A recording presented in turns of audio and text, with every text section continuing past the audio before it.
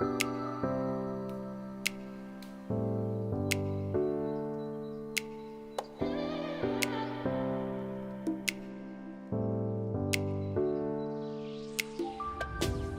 Wanderers! Today we are painting a very light-headed sunset sky boy, and even though the painting is soft and cozy, we are getting on the tough and complex topic, which is art confidence or confidence in relation to the art process. I would even say that it's part one because it's a huge one for us, right? I definitely feel insecure writing these notes. That's why I rewrote them so many times and wasted so much time in between. And I wish I knew how to nail it from the first time, but I don't. Though through the years I found ways how to make things done despite feeling insecure in the process and sound and eventually feel confident was what I've done, made and create. So how to create confidence in what you're doing on the art path? First, it's about owning it. But by that I mean to start behaving like a confident person and choose what to say, how to look, what to think, and what to write, and how to present your art path. That's why I struggled with writing this, because I want to make an impact, and every word I say needs to be in the right place, supporting the whole image, like placing values and guidelines and temperature and yada yada in art. It's all for the viewers, listeners, to see what you intended for them to see. For example, if you're drawn not safe for work, fandom stuff, and underneath wrote something like, I'm just learning, I don't know what is that, don't judge, well, you're making others feel ashamed or uncomfortable for you as well. And if in the video I laugh nervously and insecurely blabbing, well, it's cringe-worthy to rewatch after and definitely not that comfortable for people to watch too. For example, you can rewatch my older videos that I'll probably remove at some point just because the content gets overridden by my insecurities in the way I present my art.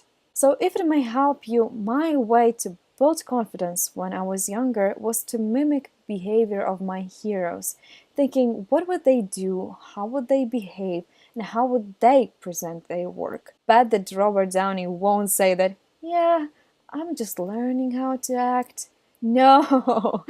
If you're not comfortable with saying that you're an artist, say what you have accomplished. Like, oh yeah, I painted a lot of landscapes, or I did draw a lot of famous TV show characters. Self-confidence is obviously a core of confidence in everything, art included. But the next, equally important thing is knowledge. The more you know and understand about what you're doing, painting, drawing, creating in our case, the more confident you are in what you do.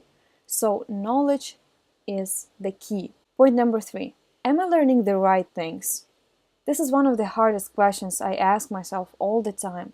Should I draw from references or only from life?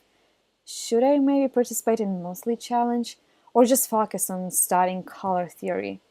Should I even learn birth anatomy? Will I need this?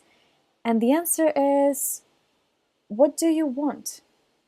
Define the goal. Who are the artists that do what you do and want to do, but do it better? How does your favorite want to make something like this one day art looks like? It's okay if you have too many different options aside, or if you have no certain answer, because all of the best art pieces are built on same fundamental art principles like values, composition, etc. But until you'll find your end goals, it will be harder to learn those principles. For example, spending 11 years at school, I learned barely 10, maybe 20% of English I know now, just because I learned other 80-90% only after I fall in love not with the language, but with what I could do and who I can be with it. Number 4, am I doing too much or not enough? It's hard to find beginner sketches and failed pieces of the great artists that we admire on social media. I scroll to the bottom a lot of accounts to learn that even 6 years ago those people were already doing much better than I am now. And it's hard for me to truly see exactly how much hard work went into their skills. but I know it's a lot.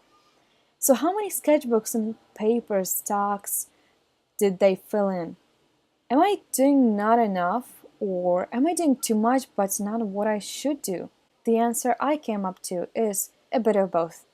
I would have learned how to draw faces much faster if I started to draw skulls at the same time I drew only pretty faces over and over again, but it still would take me my amount of frustration and time. And I definitely would learn to draw them faster if I didn't spend time drawing animals or landscapes. But then I wouldn't have transferred knowledge from them into my portrait skills. If I want to be among the best, I always tell myself not enough, but make sure I am doing only what makes me happy and better at the same time. This is the fastest way to go to the top, not the only, but the most effective. So if you are working hard, keep it up, but be sure you do it with intention. And it becomes hard to not feel more confident when you invest so much into improvement. And finally, number 5 is about making mistakes and wasting time. This is my personal hell. I don't feel like a procrastinator, but I am constantly fighting with how I choose to spend my time because currently investing so much time into art, reading books considered time wasting. Same goes for doing dishes, researching, marketing, and stuff for social media, commissions info, and blah blah blah. Basically, stuff that is only remotely connected to the creative process but still is important. And so, when for some reasons I fail, I understand that I just wasted time on projects that didn't work out, no matter if it's single piece, Inktober, Etsy, Twitch, comics, contests, or other things. And some of those may be costly mistakes in time and money. That is where the insecurity bites, because now you have even less time to become your best self. And while you spend days trying to create a video that you didn't upload at the end, someone else improved their skills. Or you could have improved your skills. And let's not go into comparing only to your best self, because you aren't the only person alive. And if you want to be successful, we need to keep balance between comparing to others and to ourselves. A healthy one, obviously, but nonetheless. So the way I try not to let this anxiety on time wasting to creep up on me, because that would be even more counterproductive, I only do start things, projects, when I really want them. When I have lists with more pros than cons on starting them, and I already gave it time to change my mind, and in the end I still really want it. So when it fails, I know that at least it made me happy, apart from gaining the experience that I may or may not apply somehow in the future. And as for the days where I'm lazy and do procrastinate, well, those suck. But if I cannot beat them, I'll definitely try to work twice as hard next day and make up for them. So yeah, even art confidence is an inner conflict, and you earn it depending on how much you put into it. If you work hard and learn and work on yourself by taking care of physical and mental health, and art still makes you miserable all the time, well, maybe you're chasing the wrong dream. Just putting it out there. But I wish you all the best in boosting your confidence. Hope it gave you some insight on my thinking. Keep creating, guys, and carry on.